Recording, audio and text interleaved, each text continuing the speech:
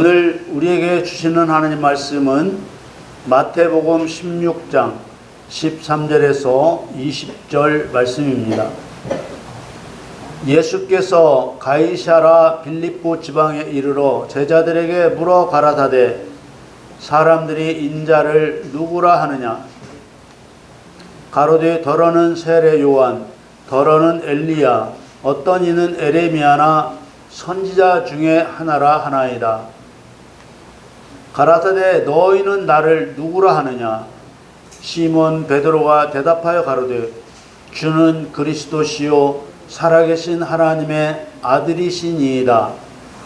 예수께서 대답하여 가라사대 바요나 시몬아 네가 복이 있도다. 이를 내게 알게 하니는 혈육이 아니요 하늘에 계신 내 아버지시니라. 또 내가 내게 이르노니 너는 베드로라. 내가 이 반석 위에 내 교회를 세우리니 음부의 권세가 이기지 못하리라. 내가 천국 열쇠를 내게 주리니 네가 땅에서 무엇이든지 매면 하늘에서도 매일 것이요 네가 땅에서 무엇이든지 풀면 하늘에서도 풀리리라 하시고, 이에 제자들을 경계하사 자기가 그리스도인 것을 아무에게도 이르지 말라 하시니라. 아멘. 2025년 9월 14일 주일 예배에 저와 여러분에게 주시는 하나님의 말씀은 마태복음 16장 13절에서 20절 말씀으로 너희는 나를 누구라 하느냐, 이러한 주제로 말씀을 증거하겠습니다. 사랑하는 성도 여러분, 예수님께서 제자들과 함께 복음을 전파하며 본을 보여 가르치러 다니실 때 가이사랴 빌립보 지방에 도착해서 제자들에게 물으셨습니다. 사람들이 인자를 누구라 하느냐? 사람의 아들이라는 의미의 인자는 구약 성경의 예언에 따라 육신으로 오신 예수님 자신을 가리키는 표현입니다. 예수님의 물음에 제자들이 대답합니다. 더러는 세례 요한이라고도 하고 더러는 엘리야라고도 하고 어떤 이는 에레미야나 선지자 중에 하나라고도 합니다. 이 말을 듣고 주님께서 제자들에게 또 묻습니다. 너희는 나를 누구라 하느냐? 그때 시몬 베드로가 대답했습니다. 주는 그리스도시요 살아계신 하나님의 아들이시니이다. 이 대답을 들은 예수님께서는 베드로를 칭찬하셨습니다. 바요나 시몬아 네가 복이 있도다. 이를 내게 알게 하는 혈육이 아니요 하늘에 계신 내 아버지시니라. 우리는 오늘 베드로가 대답한 예수님에 대한 진실을 바르게 깨달아야 합니다. 주는 그리스도시요 살아계신 하나님의 아들이라는 말의 한 단어 한 단어에 신앙에 관한 중요한 정보를 나타내고 있기 때문입니다. 지난 6월 8일 주일, 그리고 15일 주일, 22일 주일까지 3회 연속 아버지와 아들에 관한 설교를 한 바 있습니다. 왜 예수님은 아버지이면서 아들인가? 무엇을 행하시려고 예수님은 그리스도라는 이름으로 세상에 오셨는가? 이런 내용은 그리스도인인 우리와 무슨 관계가 있는가? 그리고 이런 모든 것들이 우리 믿음 생활과 무슨 관계가 있는지 알아야만 합니다. 올바른 신앙생활은 하나님 명령에 순종하는 생활입니다. 성도가 하나님 명령에 순종하는 방법은 자기 나름대로가 아니라 오직 예수님을 따라하는 것입니다. 예수님이 마리아에게서 출생하여 그 집에서 성장하는 것을 본 사람들은 예수님을 하나님의 아들로 생각할 수 없었습니다. 그나마 사람들이 그동안 예수님이 행하시는 능력을 보았기 때문에 더러는 세례 요한이라고도 하고 더러는 엘리야라고도 하고 어떤 이는 에레미야나 선지자 중에 하나라고도 했던 것입니다. 한편으로 보면 귀신을 쫓아내고 병을 고치고 물이 포도주가 되게 하는 이적을 보고 또 권세 있는 말씀을 들었기 때문에 예수님이 사람들과 다른 특별한 분이라는 것을 인정할 만했습니다. 그러나 예수님이 성장해 온 과정을 아는 사람들로서는 예수님을 그리스도로 인정하기는 쉽지 않았을 것입니다. 당시 이스라엘 사람들은 갈릴리 나사렛을 무시하는 분위기였고 나사렛에서 자라신 예수님도 덩달아 무시되는 상황이었습니다. 요한복음 1장 46절에 보면 나다나엘이 가로되 나사렛에서 무슨 선한 것이 날 수 있느냐 빌립이 가로되 와 보라 하니라. 그러나 행하시는 능력과 권세 있는 말씀을 들은 사람들은 예수님을 그리스도로 인정하지 않을 수 없었습니다. 이후에도 끊임없이 예수님에 대한 논쟁은 계속되었습니다. 예수님이 초막절에 성령에 대해 말씀하실 때 있었던 일입니다. 요한복음 7장 40절 41절에 이 말씀을 들은 무리 중에서 혹은 이가 참으로 그 선지자라 하며 혹은 그리스도라 하며 어떤 이들은 그리스도가 어찌 갈릴리에서 나오겠느냐. 어떤 사람들은 선지자라 하고 어떤 사람들은 그리스도라고 했습니다. 예수님을 선지자로 보는 사람은 예수님을 사람으로 보는 사람들이고 예수님을 그리스도로 보는 사람은 예수님을 하나님으로 보는 사람들입니다. 주는 그리스도시요 살아계신 하나님의 아들이시니이다. 왜 예수님은 아버지이시면서 아들이라 했을까요? 진리를 모르는 사람들의 관점에서 보면 참으로 설명하기 힘든 내용이 아닐 수 없습니다. 이사야 9장 6절 말씀대로 예수님이 한 분 하나님이라는 것을 의심하면 안 됩니다. 이사야 9장 6절에 이는 한 아기가 우리에게 낳고 한 아들을 우리에게 주신 바 되었는데 그 어깨에는 정사를 메었고 그 이름은 기묘자라 모사라 전능하신 하나님이라 영존하시는 아버지라 평강의 왕이라 할 것임이라. 이 말씀에 나타난 대로 예수님은 하나님이시고 아버지시고 왕이십니다. 베들레헴 마구간에서 요셉의 아내 마리아를 통해 태어나신 예수님은 전능하신 하나님, 영존하시는 아버지, 평강의 왕이신 여호와십니다. 여호와께서 자기 백성을 저희 죄에서 구원하시기 위해 예수라는 이름으로 예언대로 세상에 오신 것입니다. 예수님은 여호와 하나님이십니다. 여호와 하나님이 사람과 똑같은 육신을 입고 예수의 이름으로 자기 목적을 이루기 위해 오셨습니다. 여호와 하나님께서 사람과 같은 육신을 입고 세상에 오신 목적은 사람 중에서 하나님을 사랑하는 아들을 삼기 위해서입니다.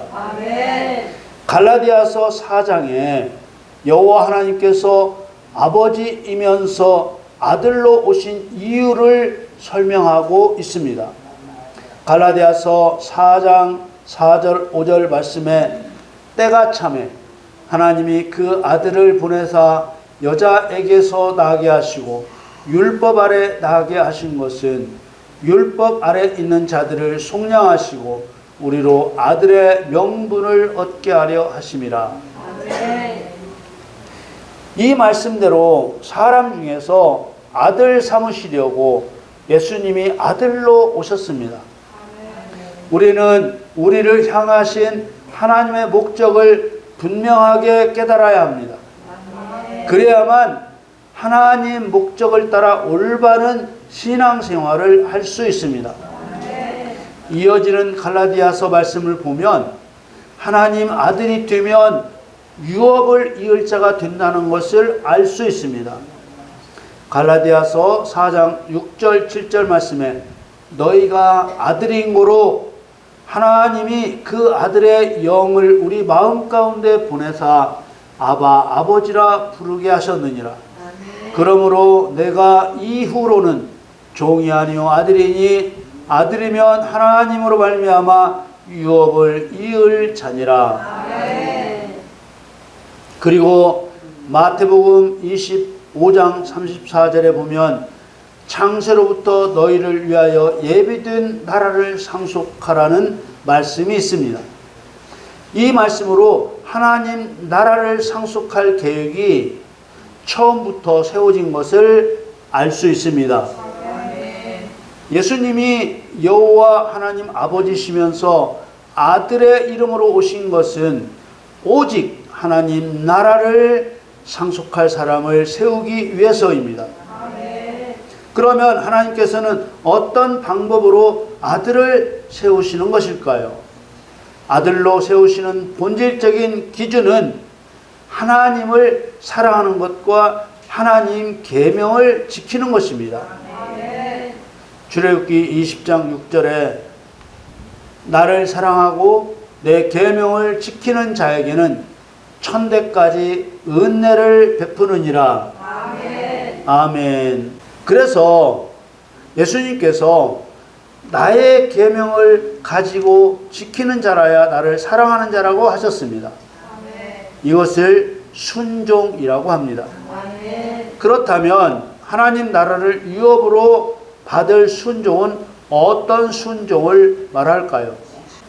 로마서 8장 16절에서 18절 말씀에 성령이 친히 우리 영으로 더불어 우리가 하나님의 자녀인 것을 증거하시나니 자녀이면 또한 후사 곧 하나님의 후사요 그리스도와 함께한 후사니 우리가 그와 함께 영광을 받기 위하여 고난도 함께 받아야 될 것이니라.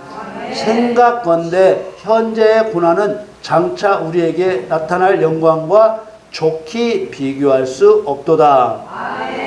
후사는 상속자를 말합니다. 우리가 그리스도와 함께한 후사이므로 우리가 해야 할 순종은 그리스도와 함께하는 순종입니다. 그리스도와 함께한 후사는 성령인 아들의 영을 받아 예수 그리스도와 하나가 되어 있는 성도입니다. 목적이 하나 되고 방법과 수단이 하나 된 것을 말합니다. 요한복음 15장 4절 5절 말씀에 내 안에 거하라 나도 너희 안에 거하리라. 가지가 포도나무에 붙어 있지 아니하면 절로 과실을 맺을 수 없음 같이 너희도 내 안에 있지 아니하면 그러하리라. 나는 포도나무요 너희는 가지니 저가 내 안에 내가 저 안에 있으면 이 사람은 과실을 많이 맺나니 나를 떠나서는 너희가 아무것도 할 수 없음이라. 아멘. 이것을 안 그리스도인은 복이 있는 사람입니다.